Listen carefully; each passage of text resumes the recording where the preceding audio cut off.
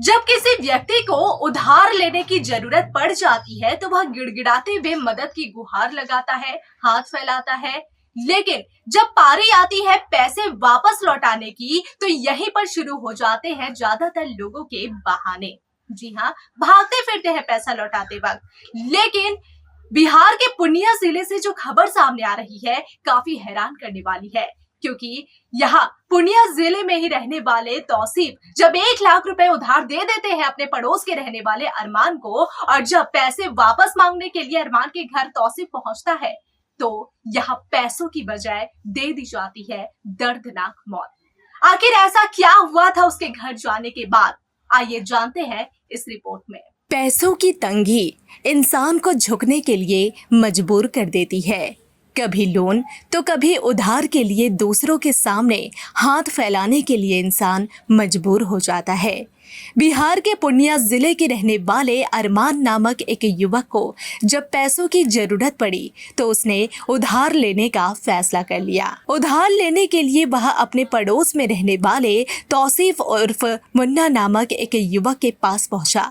तौसीफ आलम ने फौरन अरमान को 1 लाख रुपए उधार दे दिए, लेकिन शायद ही तौसीफ को यह मालूम रहा होगा कि जिसके लिए वह मदद के लिए हाथ बढ़ाया है, वही हाथ एक दिन उसका कत्ल करने वाला था।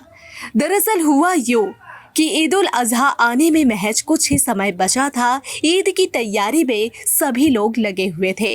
ऐसे में तौसीफ को ईद है इसलिए चाहिए थे अपने पैसे वापस, और वह अरमान से अपने ही पैसों की मांग करने के लिए चला गया।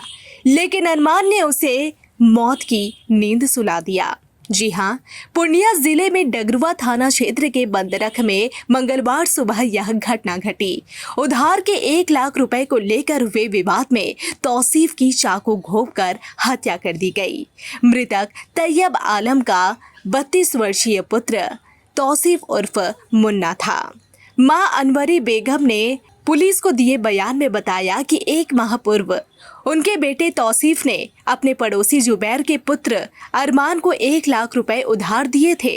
तय हुआ था कि फसल बिकने पर पैसा लौटा दिया जाएगा, लेकिन बकरी ईद से पहले जब तौसीफ ने पैसे की मांग की तो विवाद शुरू हो गया। मंगलवार सुबह करीब 8:45 पर तौसीफ जब पैसे मांगने जुबैर के घर गया तो जुबैर और उसके परिवार के लोगों ने रुपए लौटाने से इनकार कर दिया। इसके बाद कहासुनी मारपीट में बदल गई। गांव के 15 से 16 लोगों ने मिलकर तौसीफ को पकड़ लिया और घर के अंदर ले जाकर अरमान ने चाकू से तौसीफ की गर्दन और सीने पर कई वार किए। परिजन और ग्रामीणों ने बीच बचाव किया, लेकिन तब तक तौसीफ गंभीर रूप से घायल हो चुका था। उसे आनन फानन में अस्पताल ले जाया गया, जहां डॉक्टरों ने उसे मृत घोषित कर दिया। डगरुआ पुलिस मौके पर पहुंची और एक आरोपी अरमान को पकड़ लिया, जबकि अन्य आरोपी फरार हो गए। प्रभारी थानाध्यक्ष दीपक कुमार गौतम ने बताया कि परिजनों के दर्ज बयान के आधार पर मामला दर्ज कर लिया गया है। मुख्य आरोपी मोहम्मद अरमान को गिरफ्तार कर लिया गया है। पुलिस मामले की जांच में जुटी है। जरूरी नहीं कि अगर आप किसी का भला कर रहे हैं तो वो भी आपका भला करे। बिहार के पूर्णिया जिले की जो ये खबर आज हमने आपको बताई, ये इसका ताजा तरीन उदाहरण है। इसी तरह की और भी क्राइम अपडेट के लिए जुड़े रहिए द न्यूज पोस्ट के साथ, और मुझे दीजिए इजाजत। नमस्कार।